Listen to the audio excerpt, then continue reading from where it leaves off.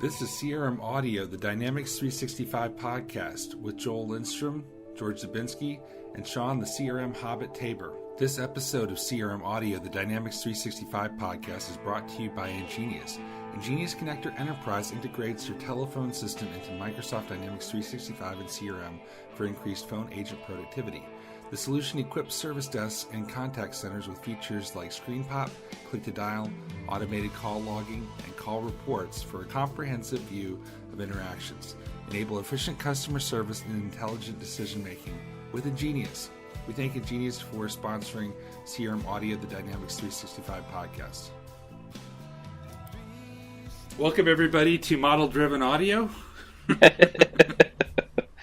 So we're here to talk about the bombshell news, which wasn't really a bombshell. We knew about it, but it's finally real. Right. Of the Model Driven PowerApps general availability on May 1st. Mm-hmm. So let's kind of go through, before we jump in and start dissecting it. Let's first talk about what is Model Driven PowerApp. What does that really mean? Do you want to take a stab at that, Sean? Well, all right, I'll take a stab. I could be off a little bit, and you correct me if I get it wrong. So the model-driven app is taking advantage of the full depth and breadth of CDS, or Common Data Service. It's not the drag and click UX experience that Canvas apps are. It's more you're building a full-fledged business category app on top of CDS, leveraging potentially the full capabilities of the underpinnings of Dynamics 365 and all of the objects you create in CDS, as well as any potential integrations with other sources feeding data in or sending data out. Right. So a lot of people think with Power Apps, they think of what the original release was, which were simple apps that someone like an IT professional or a citizen developer could develop without needing to be a developer or use Xamarin or something like that. Right. And then from there, you could connect it to Dynamics, but it wasn't the same platform. It was a disconnected platform that you could integrate as one of up to 300 different connectors. And then the Common Data Service was basically this separate database that was the backend for Power Apps and could also integrate with Dynamics. What's changed is the core platform of CDS is now what the platform we know and love as Dynamics 365 Customer Engagement, or XRM. And so that now undercuts the whole thing, making really the Dynamics 365, or the back end of Dynamics 365 is now the back end of Power Apps as well. And so the big change, and so we knew that. We have Charles Lamanna on a month or two ago, and he gave us the scoop on that. But where this goes to the next step is the Dynamics 365 apps, or the things you know with sitemap and dashboards and charts and views and forms, the front end of Dynamics, if you will, is now a model-driven Power App. And the traditional Power Apps are what they're calling Canvas apps, because it's a Power App, or a traditional Power App is kind of an empty canvas that you drop things on. It's more UI driven, where Dynamics 365 type apps are data model driven, in that you have more of a mature data model and relationships and a lot more, you have more of a bigger menu and dashboards and all this other stuff. More of an official, I think, app versus application is kind of what I thought of that. Right, and that's why when you go into Solution Explorer now, if you've been upgraded to 9.0.2, you see Power Apps in the upper left-hand corner now, where you didn't before. And the reason behind that is, like you said, CDS is now the underpinning. Power Apps have the same underpinning as Dynamics 365. So therefore, you see in the Solution Explorer, they're all tied together, one and the same. And if you go into the CDS admin tool or site, you will see the same components there that you would in your Solution Explorer, which makes it really kind of cool for that experience in terms of creating entities and objects and option sets and relationships and all that kind of stuff. So it gives you another robust area to to perform those functions. And in some ways, just in playing with it, in some ways, the CDS admin area is actually a little quicker. I don't know what your thoughts are. Yeah, it's a more modern experience. The Solution Explorer and the configuration experience for Dynamics 365 is frankly a little bit long in the tooth. Mm-hmm. And with the PowerApps and Common Data Service admin centers, or the Business Application Platform admin centers, it's a nice modern experience. That's going to come together a little bit more. But so if you think about it, the place you would go to configure and add relationships and add fields, that's now Common Data Service. Right. And then the Power Apps that, like we know and love, are called Canvas apps. And if you are making an XRM app, like configuring a solution, configuring an app, that's called a model-driven app. And then, so Power Apps, the Power Apps family now envelops both the Canvas apps, the traditional Power Apps, and the model-driven Power Apps, what we would call XRM apps. And then Dynamics 365 is really apps on top of the CDS. So the sales app, the marketing app, the field service, project service, customer service apps, those are still known as Dynamics 365, but they're just apps on top of the Common Data Service. You're not really using Dynamics 365 if you're just configuring a model-driven app. And what we're talking about, just to be clear, is Common Data Service 2.0, not 1.0. So if you're still on 8.2 and you go to Power Apps, or is it web.powerapps.com or admin.powerapps.com, you'll see CDS 1.0 as a data store. Once you move to 9.0.2, you'll see the CDS 2.0, which I guess until today was in preview. And one way to know if you're on a CDS 1.0 or CDS 2 is to look, when you go to web.powerapps.com, look down in the lower left corner, and if you see a selector to choose between Canvas apps or model-driven apps, then you know you've got a newer version. If you don't, you're probably working in an instance that is still on 8.2. So one thing I would really love to see the product team do, and this would just be for fun for me, is if you choose Canvas app, you should have an icon for a pretty little tree, because every time someone says Canvas app, I think of Bob Ross. I don't know why, but I do. Yeah, do that for Sean, please. Yeah, happy little trees. So that'd be great.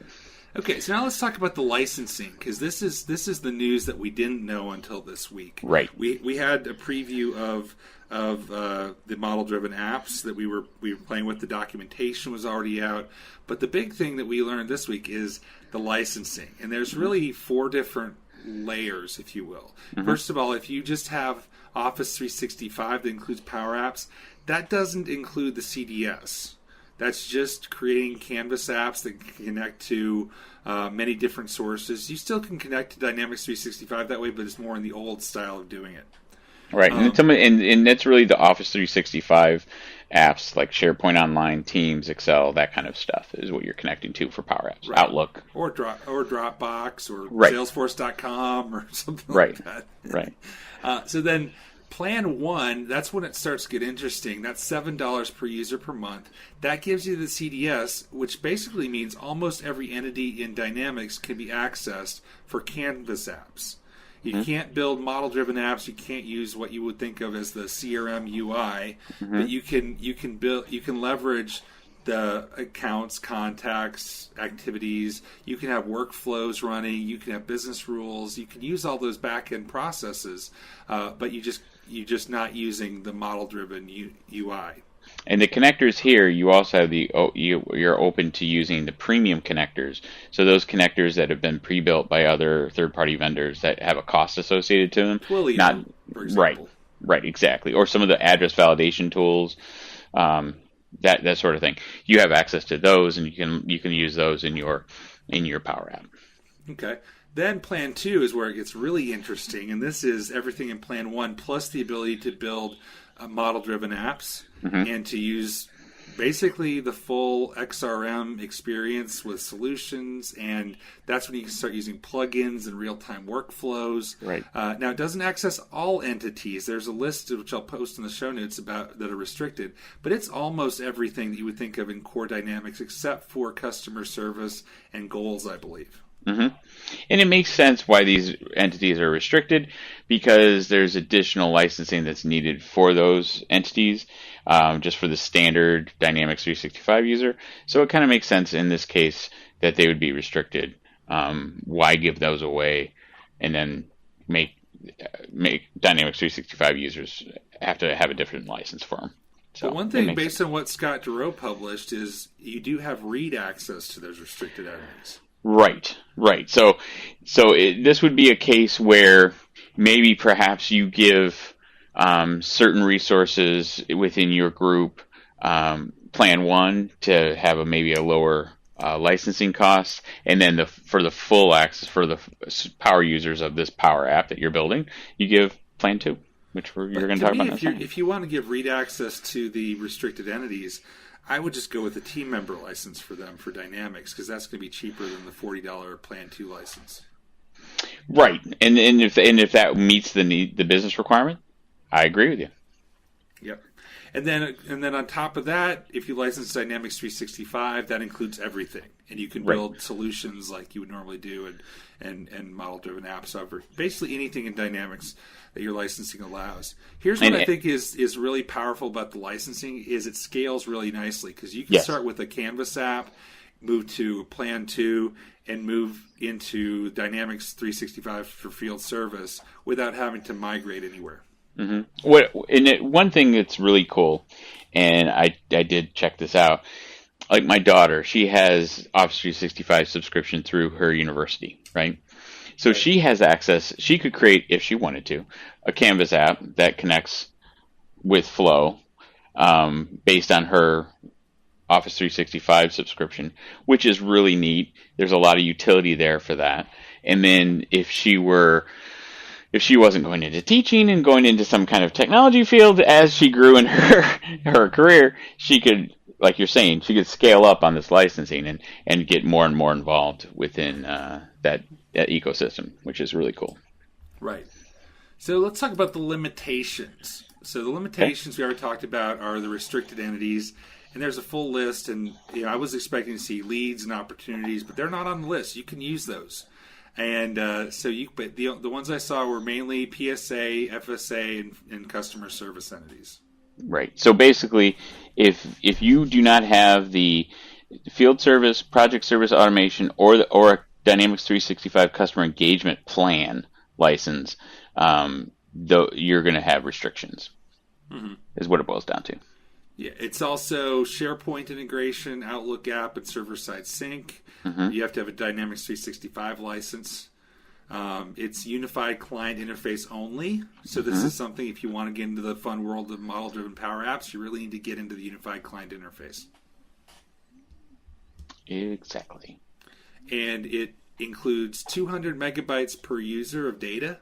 And that's, so basically, it's not pay by the instance. So you can create as many databases as you want, but each user can consume no more than 200 megabytes of data. And that's CDS data, not your tenant data storage limitations, correct? Because this is taking into account that perhaps you don't have a Dynamics license.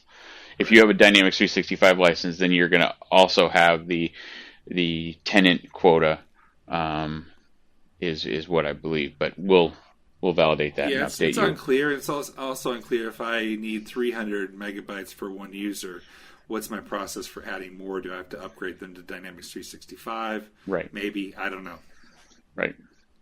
Because 200 megabytes isn't a lot, but if you're using this for a Power App, which is for, when you think traditional Power Apps, you think 1 to 5 people typically. I've never seen a Power App used by 300 people.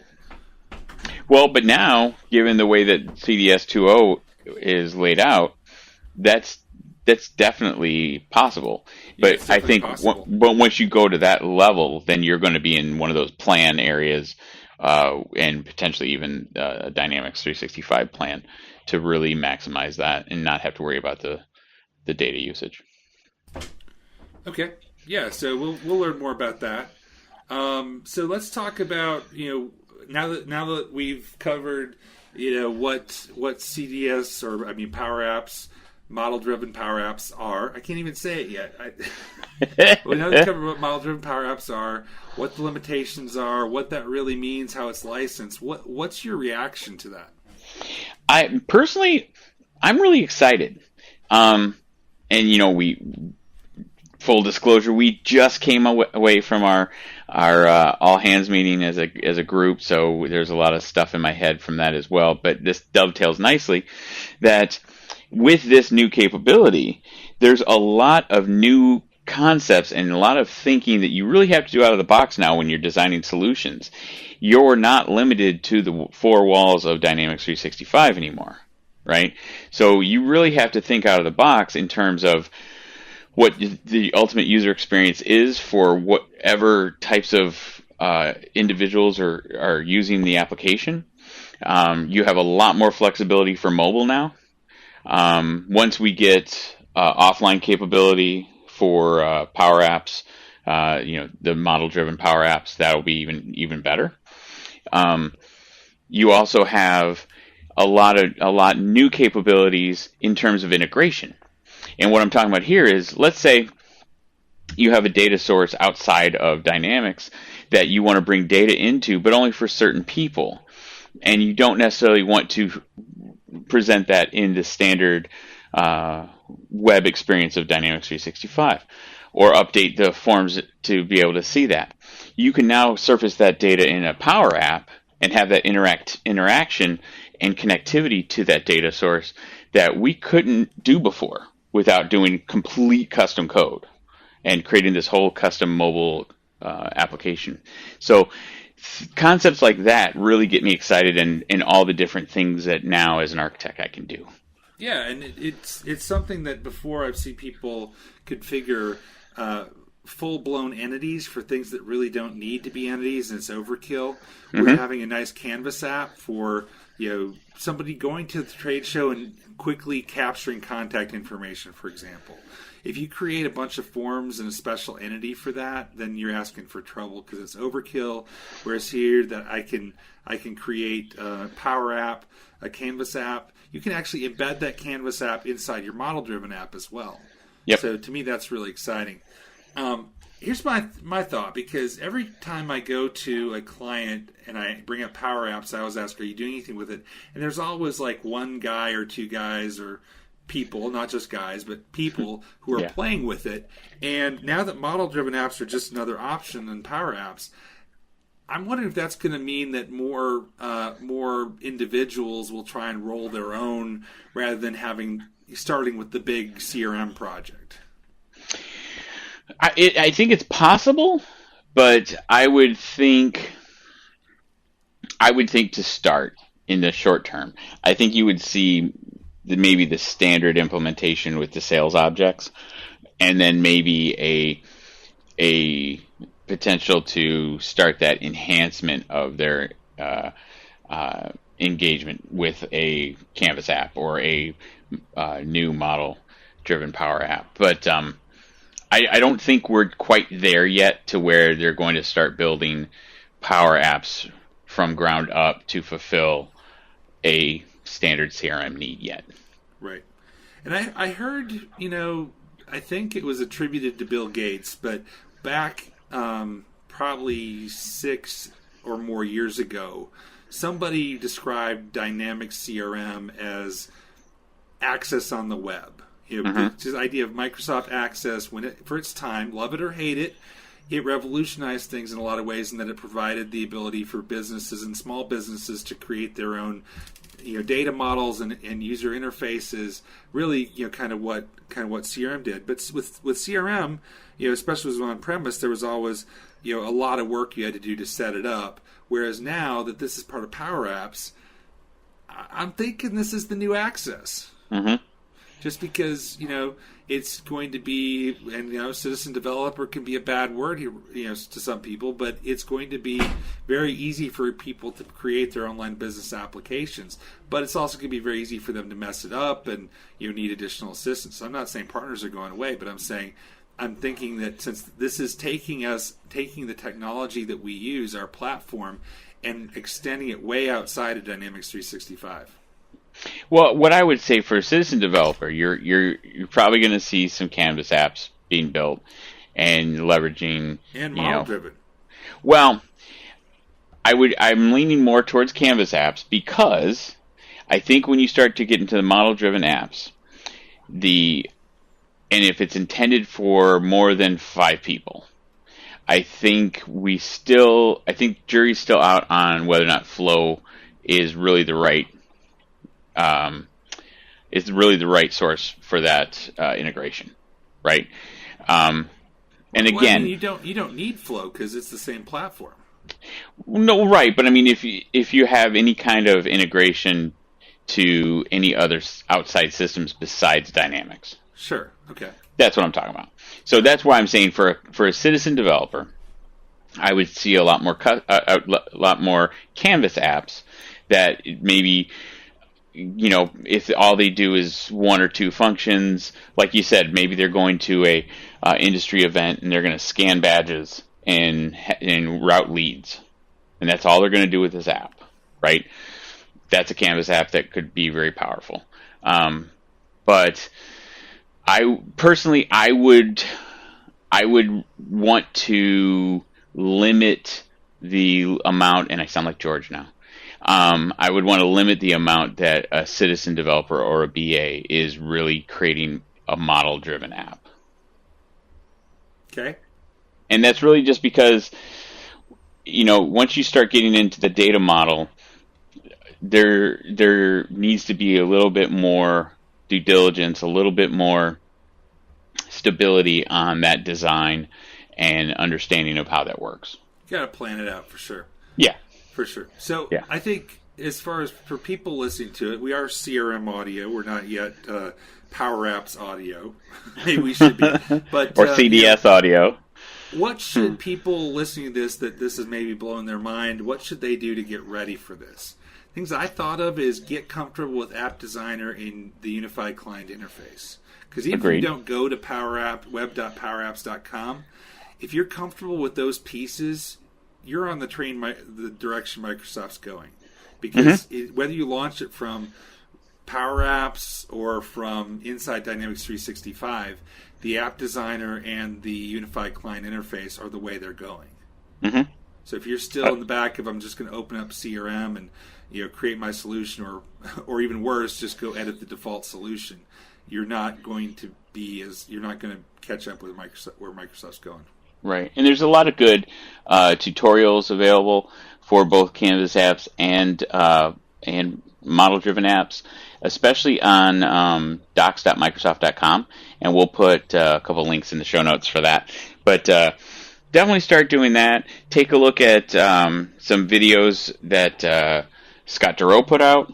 Definitely, they're bite-sized. They're very well explained. They're excellent, and they give you a real feeling of what are the deals with Power Apps in both Canvas and Model Driven. There's a lot of resources, and I hope that we're going to actually start doing more for that to help our community. So let me ask you this question, Mr. Superstar Architect. When That's you me. were configuring at your clients, Mm-hmm. are you going to still start from a solution, or are you going to start from App Designer? You have a choice. And here's the thing, because it feels like Microsoft is encouraging us to start from App Designer. Because if you go to Power Apps and start Model Driven App, you're right in App Designer. Solution Explorer is there, but it's still a little hidden. And you can always build an app and then add the app and its components to a solution and move the solution to another environment. So what are you doing? Well, okay, so I have a little bit of OCD when it comes to my solutions. So I have to figure out how I'm going to be able to handle that in App Designer. My initial reaction is I'd love to work in App Designer. But, right now my current process is when I start up a new project, I create essentially a schema solution, a plugin solution, a workflow solution, and I compartmentalize all my stuff so I can move more nimbly and reduce dependencies. So I'm going to have to do a little bit of research on how I can do that as well within the App Designer. But you don't like other people touching your solution either. I don't. They'll draw back a nub if they get in my solution. No, I don't. Here's what I like about configuring from App Designer. Okay. It makes you think about user experience up front. Yeah. And it makes you be economical about what you put in it. And I think it's got a better dependency checker than the solutions do. Solutions dependency checker sometimes goes overboard and tells you need stuff you don't really need. Mm-hmm. Where, I found in my limited exposure to App Designer that it's more intuitive, I think. Because you can check your app and say, are there any missing pieces here? Agreed. And I think that's really where I want to end up. But again, my OCD is precluding me from doing that in the short term. So, but would you say that you would? I feel like everybody who's configuring, especially a new deployment now, should ultimately build an app module in App Designer. Oh, I would agree with that completely. We just had a discussion yesterday regarding an implementation where we're implementing Unified Service Desk. And with the new Unified Service Desk, you have to pick an app to launch from, right? So, do we build the app from scratch, or do we essentially copy using the XRM Toolbox the app? So, I think they're driving you towards that. So you're going to have to build an app regardless. But yeah, I'm going to take a look at the App Designer to see if I can get past my idiosyncrasies and make that happen. Sorry, it's been a long time since we tried to get you on the podcast, and now that I'm sitting in your office, you took over my office. Well, that's what happens when you invite Joel. He's sitting in my chair. I am sitting in the guest chair in my own office. And he has his feet up on the desk like a boss, I bet. He's contemplating it, but I don't think he's quite taken the nerve to do that yet. I'm getting comfortable. We'll see where it gets me towards the end of the week. Most likely I'm going to be kicked out on Saturday. So what's our platform now? Is our platform CDS? Is our platform Model Driven PowerApps? Or is it Dynamics 365? Well, I think of it as the platform is the business application platform, and then you have within that you have the PowerApps, more the CDS for apps, and then you have the analytics with Power BI and the CDS for analytics. And then effectively, though, what we used to think of as CRM or Dynamics 365 is now powered by CDS for apps, right? And the apps are modeled in PowerApps, either Canvas or model-driven apps.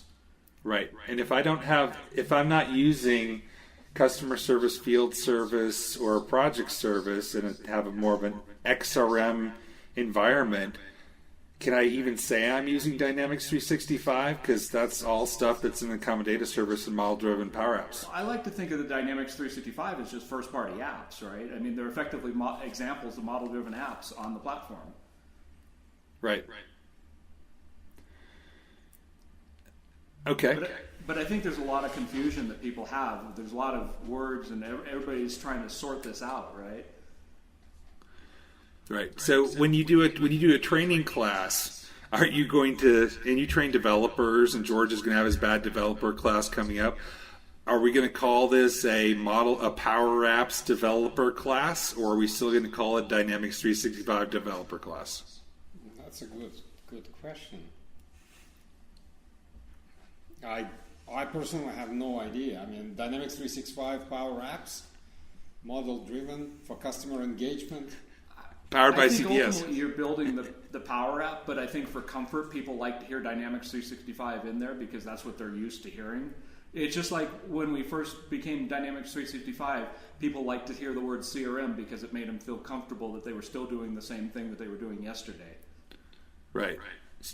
So here's a question I had for George. So with Model Driven PowerApps being the platform we know as XRM, and that going outside of Dynamics 365, and with the new pricing and being part of PowerApps, does this make Common Data Service the new Access? Oh, I think that's an unfair comparison. I think certainly it could do things, but I think where Access kind of got its edge in the door, it was before there's the concept of connectors and all the things to make it actually a fabric of things that you can do. So, I mean, with the connectors, with the business logic capabilities, it's way far beyond where Access was. And I think you combine that with some of the enterprise manageability of things, which will continue to evolve. And I think that's one of the things that PowerApps didn't have before, is a real solid way of packaging things. And as you start finishing out that packaging story, you get flow inside the solution, things like that they've already talked that they're going to be doing. You start getting to where you have a more cohesive deployment story also. Yeah, absolutely. And I think by expanding it outside of Dynamics 365 is only good for our platform, because it'll increase the number of people who are using it, and will mean that the unified client interface should mature very quickly. the one thing that I picked up at CRM UG, EMEA in Dublin, is that I somewhat changed my view on citizen developers. So before, when I was trying to compare them, to the old world of access, I could see them as hooligans, as unruly, teenagers running down the street and turning upside down rubbish bins and creating all sort of mischief. But Dave is right that PowerApps is slightly different, that it actually gives us a manageability, a managed environment. So now I floated this idea that we as developers, as DevOps in particular, we need to think of citizen developers rather as children living in the same household. If you let them run loose, they will run loose. But it's up to us to create an environment where they can be productive. At the same time, we do have control over that environment. And that's fundamentally different from what we had with Microsoft Access back, 15 years ago. Yeah, and I think the stereotyping of citizen developer, I think, we're kind of you're going to have teams that build things that have different levels of maturity and capabilities of how they go about doing it. Some are going to be like you and I have a great idea, we build it today. Others are going to be professional teams that are partners that are building things for other companies.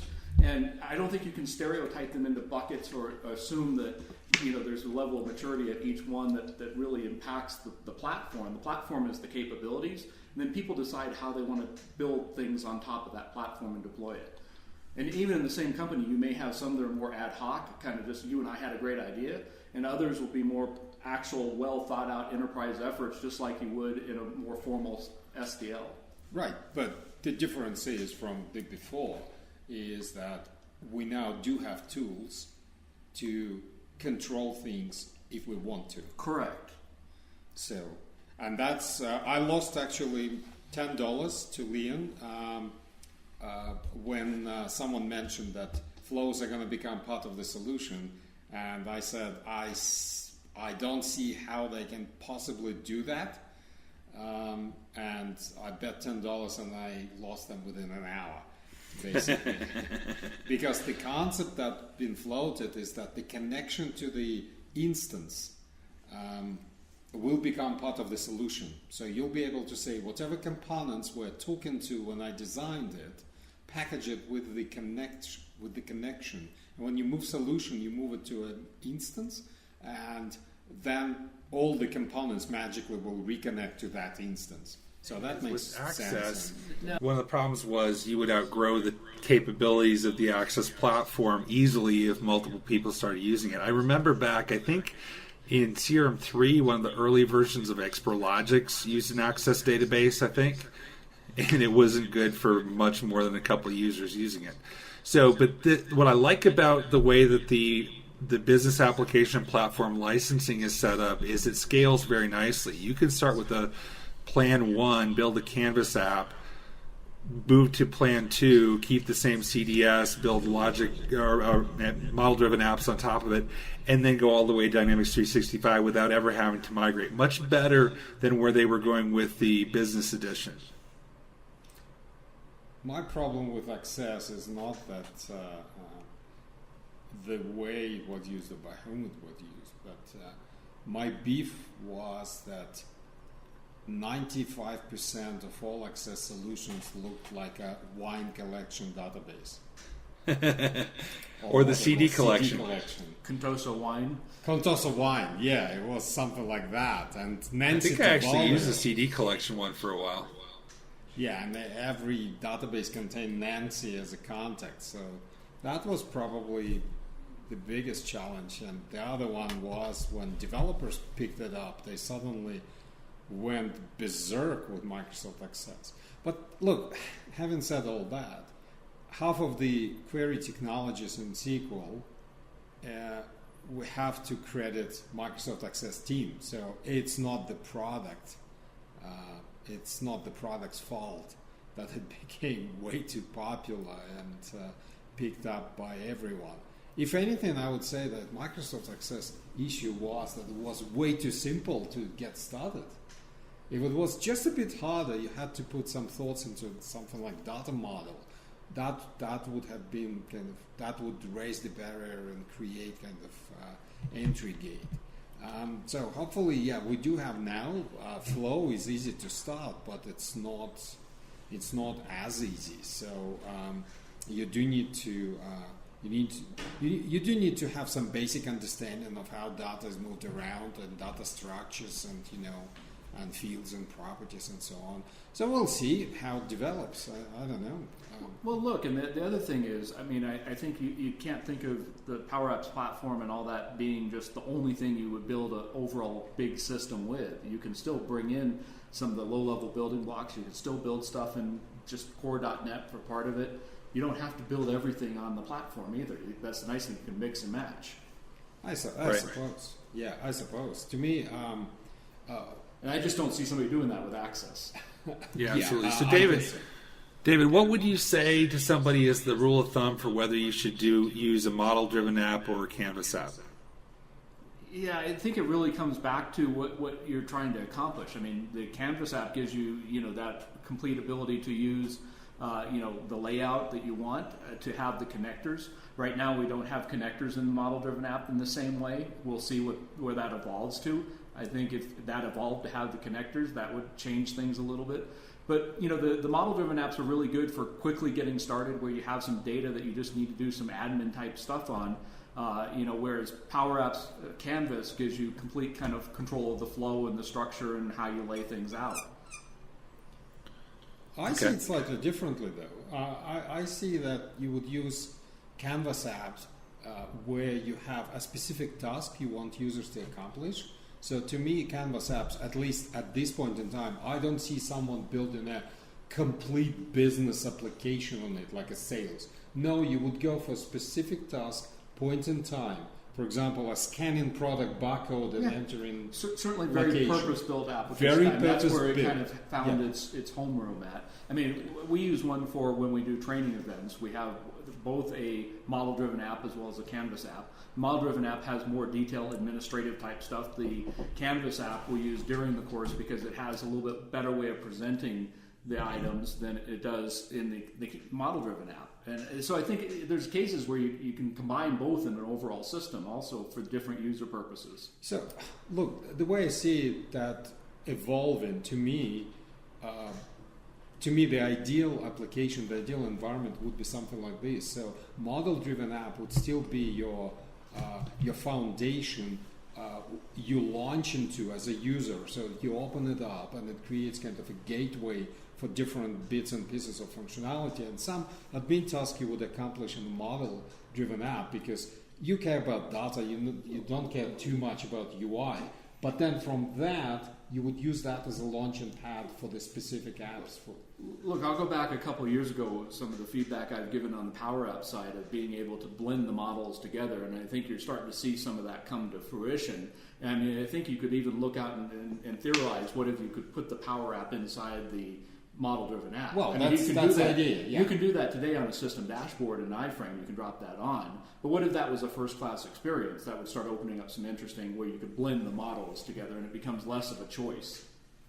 But I think there's some things that are kind of in a gray area. For example, an opportunity, creating or updating an opportunity.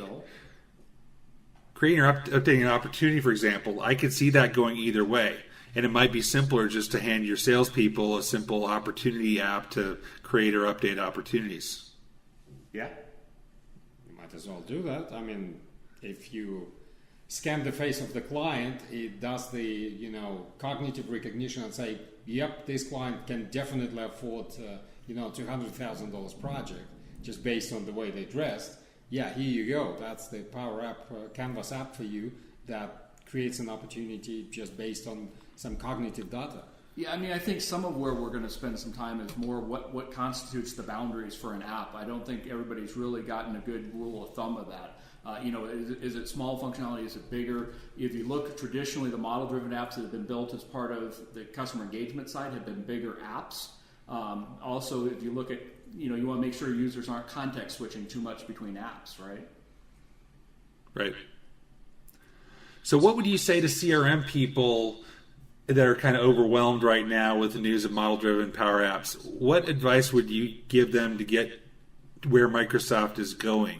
One thing I said is earlier in the episode before you guys got here was that I think everybody should use App Builder, because that, even if you don't go to web.powerapps.com, if you use the App Builder App Designer inside of Dynamics 365, you're basically experiencing that model-driven app building experience. Yeah, I mean, I think that's certainly the preferred path that Microsoft would like you to have. I mean, I think there's some realities of where it's at today that is still a little bit of work in progress, but it is getting there. There are a bunch of things that you find yourself going back to Solution Explorer to do. But I think, thinking more, most people don't think in the concept of apps today in the CRM space, and I think getting into that mindset. And I would start with some of the things that you use even in your own day-to-day. If you use CRM, start converting some of your own stuff to apps even to get comfortable with how they work. Right. But that's, look, I see it the very similar path to what we used to have when first CRM came out, right? There was a default solution, and at least half of the consultants I know, that was the only way for them to, to get in and modify the model until the solution model itself matured enough. And now, basically, my personal recommendation is to any developer or consultant is, no matter how small the change is, you always do it within the solution, right? So, and I see the app model moving down the same path. No matter how small or insignificant piece of functionality is, do not try just to bolt it on to the default app. Just figure out the place it should go, maybe existing app, or maybe start a new one, and then try to build an app around that functionality. So very similar evolution path to me. So let me ask you this question then. So since if I go to web.powerapps.com and go to Model Driven Apps and hit New App, it launches me directly into App Builder or App Designer, whatever you call it. Does that mean that I should be configuring from App Designer and then add my app to a solution? Or would you still tell people to develop from the solution and then build the app?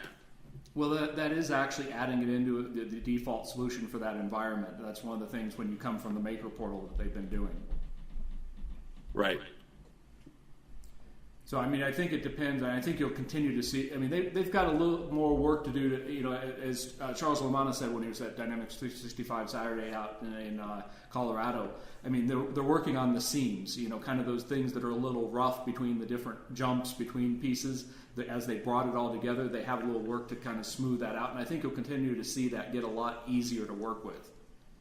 And I think it's up to all of us to keep giving feedback on where, why we have to jump to different places to do the task rather than stay in one place. Yeah, absolutely. So what's with model-driven Power Apps, staying in the context of web.powerapps.com, can you add plugins, etc. from there, or do you have to jump over into the web UI for CRM, if you will? I have no idea. Well, to start with, adding plugins will have licensing implications. If right, but if you have a plan 2, you can add plugins. Sorry? If you have a Power Apps plan 2, you can add plugins. No, but if you're running on plan 1 and you add a plugin, suddenly you're in plan 2. So that makes me Does it stop you? That makes me uncomfortable. It's a little different of a licensing pattern, certainly, than we've seen. Yeah, it's. But to answer your question, Joel, you would still have to ultimately start with the plugin registration tool or some equivalent of that registered the assembly and the types. You would then associate those with a solution. You wouldn't really register. If you want to disable or do anything, you either have to use the plugin registration tool or the Solution Explorer right now. Right. I look forward to Tanky renaming the XRM toolbox to the CDS toolbox. All right. Well, any other advice you would give to people news, who are CRM people on what they can do to get ready for model-driven Power Apps? Yeah, I think you're going to start seeing some training coming out from the team. They've got an app in a day that kind of goes through the Canvas app, through Flow, through the model-driven app, and I think it's a good way to kind of see all the pieces. So if you have a chance to attend one of those events, that's where I would start. It kind of gets you grounded in some of the new changes that have happened. What I have is I managed to convince Dave to drop everything and come and join me at BAD Masterclass, which stands for Business Application Developer. So Dave is going to join me in Amsterdam and London. So we still have few seats left in those locations. So we have London, Amsterdam, Milan, and Madrid on our list. So by all means, it's crmtipoftheday.com/1106 has all the details, has the agenda. We've got Scott Duro in London. It's going to be a hoot. And are you covering model-driven Power Apps during that session? Oh, we're covering more than that. We're covering TypeScript, and we're covering lots of things. And model-driven Power Apps and Canvas-driven Power Apps. And perhaps some other topics, given that if NDA is lifted on some other topics. And perhaps we will have some big stuff coming from Build, because come Saturday, Dave and I are going to Build. Boy, I have to put up with you for another week? Yeah, Dave. Joel, you may need to come Your rescue buddies. me. Yeah, so Build last year there was no any major announcements, so we kind of fingers crossed. We're hoping that this year there will be something very, very cool and interesting. Well, one thing that's interesting, there is a lot of Power App sessions that are already on the books, yes, even before they've announced any that they always have hidden. So it's kind of interesting to see that start surfacing at the Build conference. For the first time, I've spoken to Matt Barber at CRMDG EMEA, and he was really excited because for the first time in Build history, I suppose, business apps are making rounds. So we have like at least 6 sessions coming from the team. So everyone is very excited because for the first time, kind of business apps are being considered as integral part of Microsoft's story, as opposed to here's the business, they are salespeople, we don't want to deal with them, right? Yeah, absolutely. That makes sense, them taking it away from just CRM to Microsoft Business Applications. Widens the audience and should give us more prominence at conferences like that. And the other thing that's cool about Build for everybody that's not going is they do have all the recordings available after the event. So yeah, that would be absolutely cool. So if you're not there, absolutely download, recording, or watch online, whatever you want to do. But definitely, there are a few things will come out of Build, and that would be all for today. Excellent. Well, thanks, David, for joining us for the first time. We tried for a long time. It's only been 3 years. Well, all it took was George to come take over my office. I didn't really have a choice. So we'll do that next time as well. Let's send him back once a month. They're getting you out here monthly. Yeah, I think I'll go kick him out now, so if you hear some loud noises, that will be what you hear.